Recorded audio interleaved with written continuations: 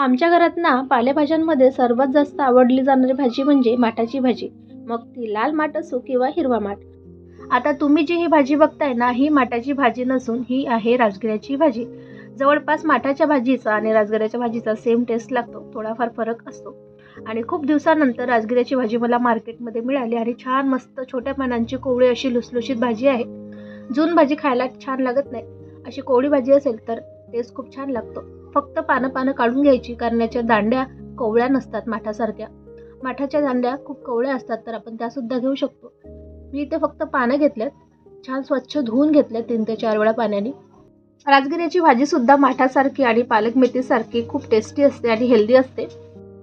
तर मी तुम्हाला आज माझ्या पद्धतीने झटपट आणि टेस्टी अशी ही राजगिऱ्याची भाजी मी कशी बनवते ते दाखवणार आहे, कारण प्रत्येकाच्या वेगळ्या पद्धती असतात. तर तुम्ही आज माझी पद्धत बघून ही रेसिपी तुम्ही नक्की ट्राय करा. या भाजीसोबत 2 भाकऱ्या तुम्ही जास्तच खाल आणि ही भाजी अशी परत नक्की बनवाल. ही भाजी बनवायला जास्त काही साहित्य लागत नाही. यासाठी फक्त घ्यायचे आहेत आपल्याला कच्चे शेंगदाणे, भाजलेले शेंगदाणे घ्यायचे नाहीत आणि घ्यायची भरपूर अशी हिरवी मिरची, छान लवंगी अशी तिखट मिरची घ्यायची आणि भरपूर अशा लसणाच्या पाकळ्या घ्यायच्या. हे सगळं आता आपल्याला ग्राइंड करून घ्यायचं आहे. एक छोटंसं मिक्सरचं भांडं घ्यायचं आहे. तुम्ही तिखट तुमच्या आवडीनुसार कमी जास्त करू शकता. लसूण फक्त थोडं जास्त घ्यायचं आणि आम्हाला झणझणीत अशी भाजी आवडते, कारण भाकरीसोबत खायची असते, तर थोडी तिखटच छान लागते. आता यामध्ये थोडंसं जिरं घालून पाणी न घालता असं छान जाडसर वाटून घ्यायचं आहे. बघू शकता अशा प्रकारे दरदरीत असं वाटून घ्यायचं आहे. मी ना जास्त करून पालेभाज्या बनवायला लोखंडी कढईचा वापर करते आणि त्यासाठी मी इथे 2 मोठे चमचे तेल गरम करत ठेवलेलं आहे. कधी पालेभाज्या जास्तीत जास्त लोखंडी कढईमध्ये बनवाव्यात. अशा प्रकारे लोखंडी कढईत किंवा तव्यात पालेभाज्या बनवल्या तर त्यातून आपल्याला भरपूर प्रमाणात आयरन म्हणजेच लोह मिळतो, ज्यासाठी आपण डॉक्टरकडे जाऊन पैसे मोजतो.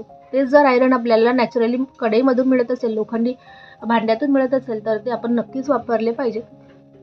तेल छान गरम झाल्यानंतर जे आपण वाटण बनवून ठेवलेलं होतं शेंगदाणा, मिरची आणि लसणाचं, ते घालायचे आणि छान असं परतून घ्यायचं आहे. मस्त त्यातून खमंग सुगंध सुटला की यामध्ये आपल्याला घालायची आहे राजगिऱ्याची भाजी.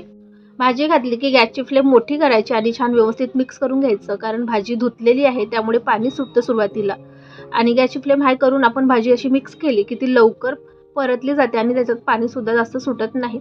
एकदा भाजीची क्वांटिटी कमी झाली की त्यानंतरच मीठ घालायचं, नाहीतर भाजी जास्त खारट होऊ शकते सुरुवातीला मीठ घातलं तर. अशा प्रकारे छान भाजी परतून घ्यायची. एकदा भाजीचं पाणी कमी झालं की गॅसची फ्लेम मिडियम करायची आणि परत 4 ते 5 मिनिटं भाजीचा कच्चेपणा जाईपर्यंत छान परतून घ्यायची.